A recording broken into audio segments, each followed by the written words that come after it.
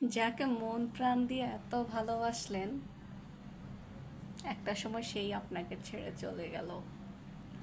কিংবা যখন বিয়ে হয়ে গেল তারপর সেই রূপটা চেঞ্জ হয়ে গেল। এই জিনিসটা কেন বলুন তো?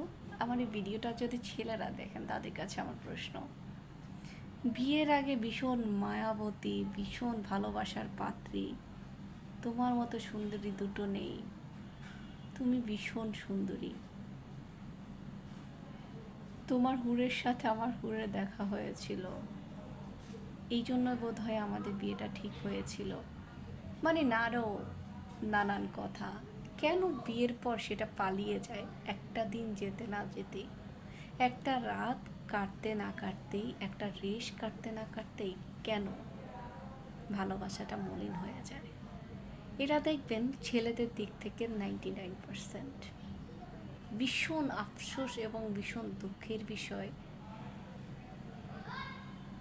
একটা মানুষের সাথে যেখানে আপনি অঙ্গীকারবদ্ধ হয়েছেন সারাটা জীবন তার সাথে থাকবেন, দুঃখে সুখে বিপদে আপদে, সেই মানুষটাকে আপনি ভীষণ ভালোবাসেন, কিন্তু যখনই বিয়ে হলো একসাথে থাকার সেই ব্যবস্থাটা হয়ে গেল, যেখানে আপনার সম্মান ভালোবাসাটা বাড়বে, সেখানে সেটা কমে 5%ও ঠিক মতো থাকে না।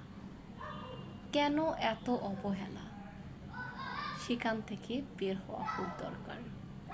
আমি প্রত্যেকটা মেয়েকে বলবো, ভাই ইন্ডিপেন্ডেন্ট হও, না হয় যত সুন্দরীই হও কদর তুমি পাবা না। 2 দিন 4 দিন পরে হয়তো হাজারে 2-1জন পাবে ভাগ্য করে। সেটার জন্য সুন্দর কিংবা কালোর কোনো বিষয় নয়, ভাগ্য এমন একটা জিনিস। আর বাকি যারা আছো তাদেরকে আমি বলবো ইন্ডিপেন্ডেন্ট হও, যেন নিজেকে ভালো রাখার দায়িত্ব তুমি নিজেই নিতে পারো, কারোর উপর ডিপেন্ড হওয়ার দরকার নাই। আর কাউকে এতটাও ভালোবাসা প্রকাশ করো না যতটা ভালোবাসা প্রকাশ করলে তুমি তার কাছে আরও বেশি সস্তা হয়ে যাবে। বেশি প্রীতি ভালো নয়, একটা কথা আছে। তার সাথে আমি ছেলেদেরকেও বলবো, কিছু ছেলেও আছে ঠিক এরকম মেয়েদের মতো ভীষণ ইমোশনাল। ভাই অতিরিক্ত ইমোশনকে মানুষ সত্যিই সস্তা মনে করে। কারো যদি সত্যিই ভালোবাসা পেতে হয় তবে তাকে ভালোবাসাটা কম প্রকাশ করুন। যত বেশি ভালোবাসা প্রকাশ করবেন তত বেশি ভালোবাসার মধ্যে তিক্ততা আরও শুরু হবে।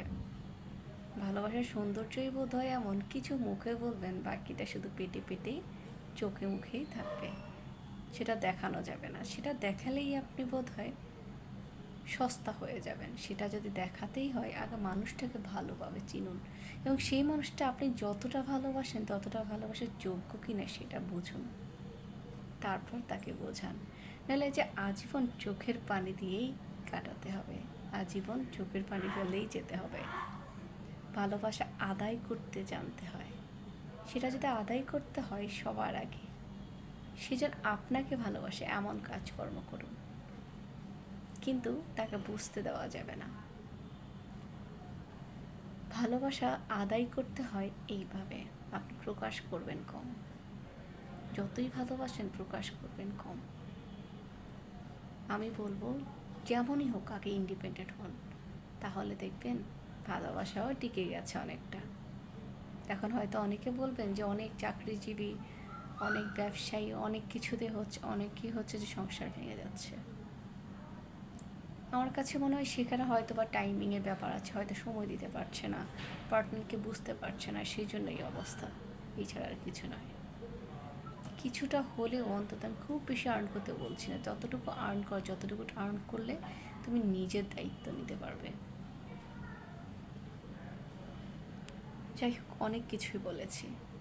যদি কথাগুলো ভালো লাগে অবশ্যই লাইক কমেন্ট শেয়ার করবেন। ভালো থাকবেন সবাই। আল্লাহ হাফিজ, আসসালামু আলাইকুম।